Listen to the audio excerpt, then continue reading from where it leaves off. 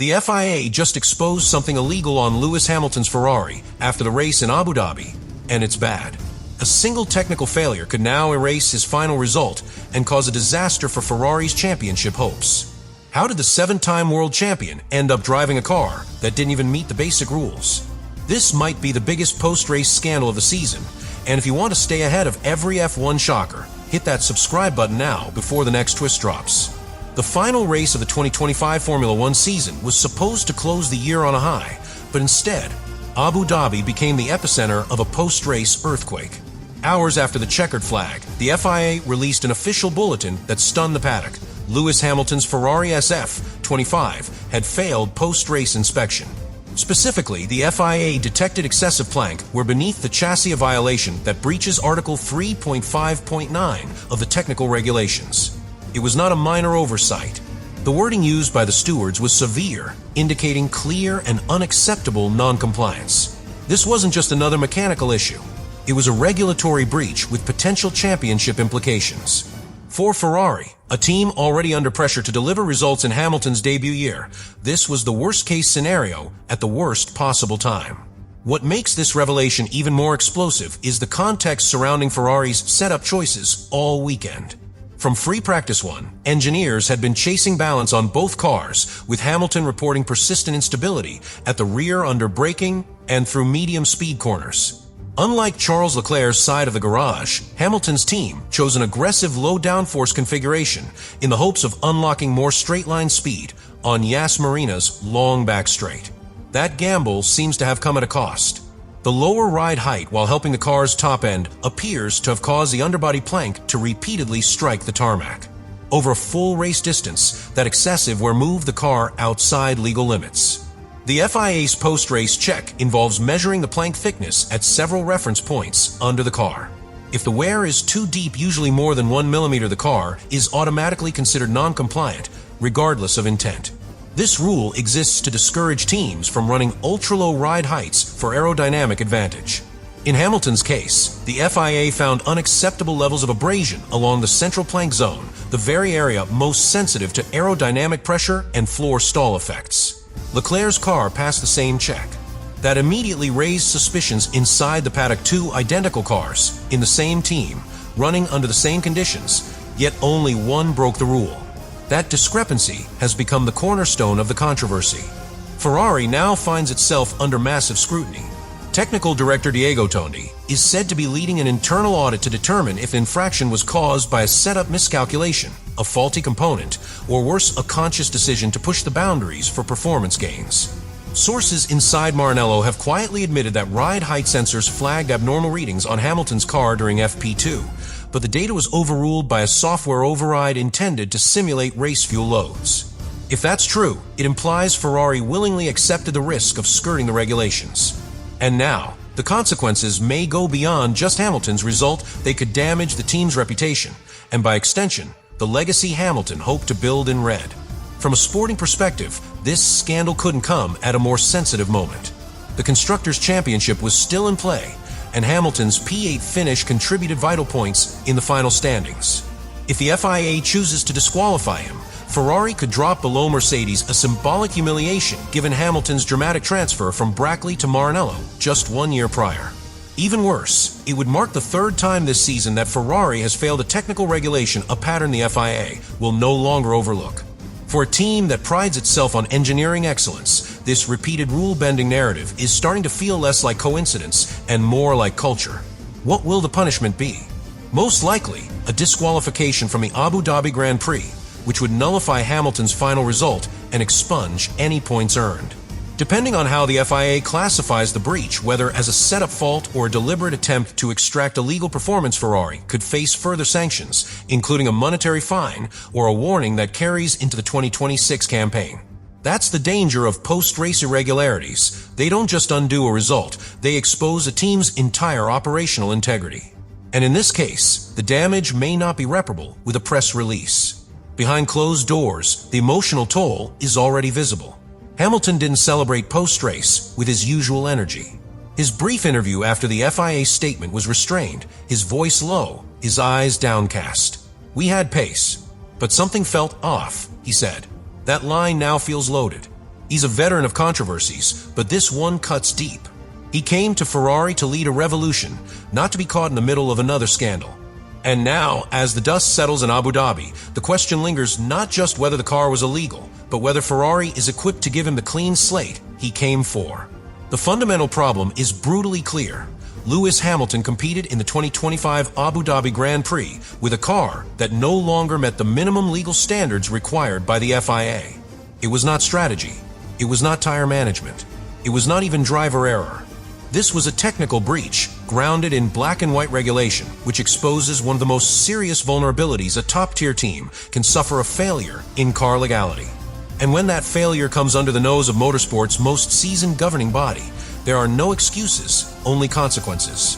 The FIA's post-race inspection was routine, but the outcome was anything but.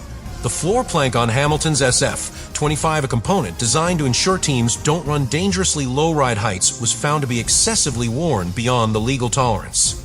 This isn't the first time Formula One has seen a car fail this test. Famous examples include Michael Schumacher's disqualification in Belgium 1994, and more recently, both Lewis Hamilton and Charles Leclerc being excluded in Austin 2023 for similar reasons. But the difference here is that this breach occurred at the final Grand Prix of a season, where every position counted and the consequences are amplified. With constructors' points on the line and Hamilton's future with Ferrari being carefully scrutinized after a turbulent first year, this failure puts the entire team under a harsh spotlight. Ferrari's technical decisions, always bold, often risky, have finally crossed a line that cannot be defended. From a strategic perspective, Ferrari was chasing performance all weekend long. After poor showings in the final practice sessions and another early elimination in Q1, the team was under pressure to extract pace from a car that had been unpredictable in Sector 2. In response, engineers dropped the rear ride height, adjusted diffuser rake, and went with a lower downforce package that helped straight-line speed but brought the floor dangerously close to the surface. In isolation, these changes made sense. But in combination, and over full race distance, they became a ticking time bomb. The plank, a sacrificial wood laminate, is designed to wear slightly throughout the race. On Hamilton's car, it wore too much, and that made it illegal. The FIA's assessment left little room for ambiguity. The inspection found excessive wear in the central reference area of the plank, the very area measured to ensure consistent ride height adherence. No mitigating circumstances were offered in Ferrari's defense. The team could not prove external damage, track irregularities, or a component failure. In the steward's view, this was an unambiguous breach of the technical code, meaning intent no longer mattered. In Formula One, legality is absolute. It's not about what a team wanted to do, it's about what the car was when it crossed the finish line. And in this case, it was outside the rules. This throws up two immediate problems. First, Hamilton's result is now in jeopardy. A post-race disqualification would erase his 8th place finish, stripping him and the team of crucial points. Second, and more damaging long-term, is the reputational hit Ferrari suffers for allowing such a basic compliance error. Ride height is one of the most sensitive variables in F1 car setup. Every team pushes it, but every team also knows the limits. Getting it wrong at this level is rare. Doing it at the final Grand Prix, with the spotlight on one of the most iconic drivers of all time, that's catastrophic. The credibility of Ferrari's engineering operation will now be questioned, and so too will Hamilton's faith in their system. Moreover, this isn't happening in a vacuum. Ferrari has already faced criticism this season for fluctuating technical direction. Some upgrades didn't correlate with simulation.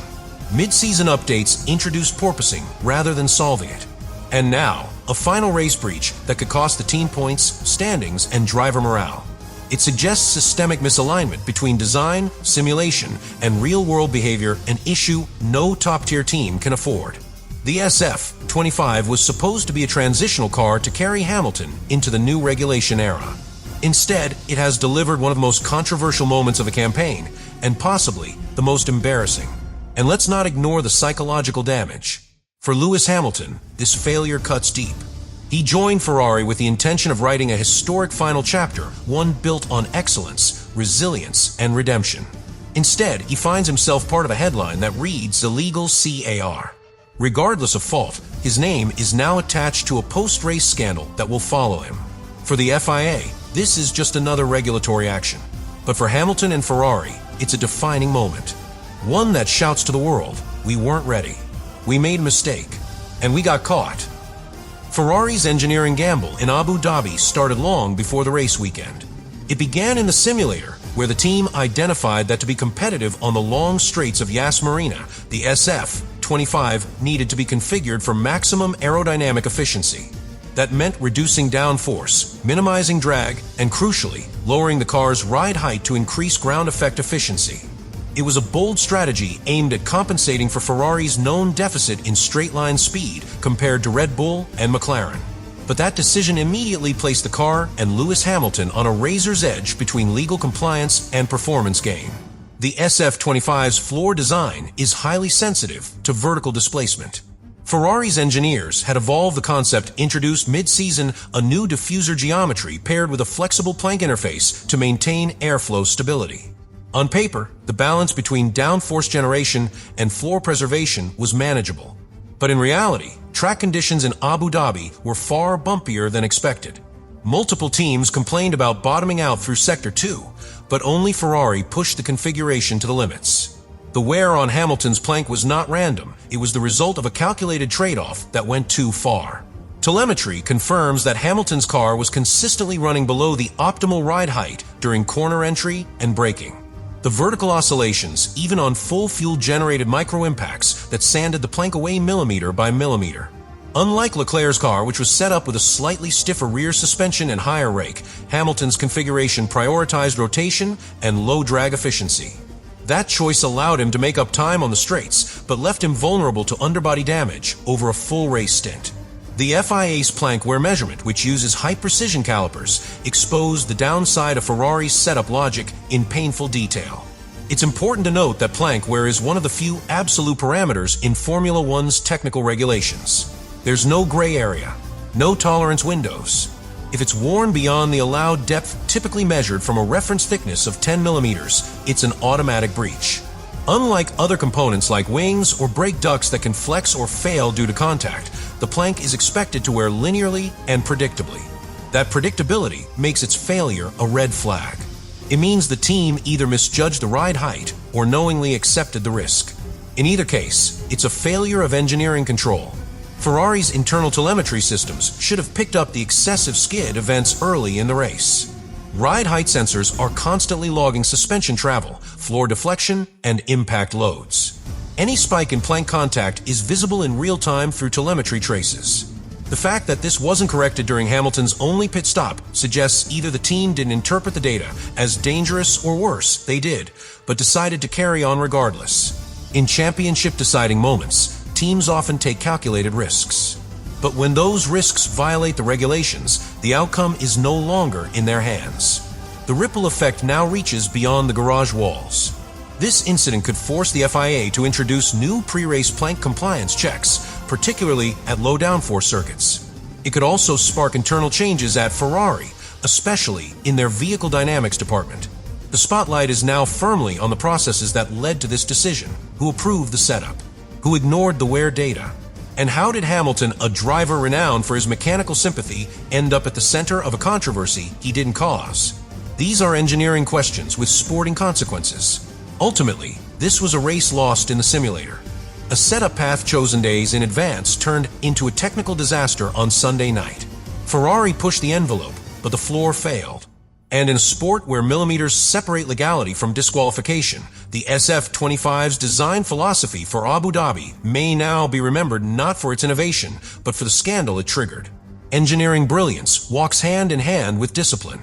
This time, the balance tilted too far toward risk, and the cost could be far greater than just points on a scoreboard.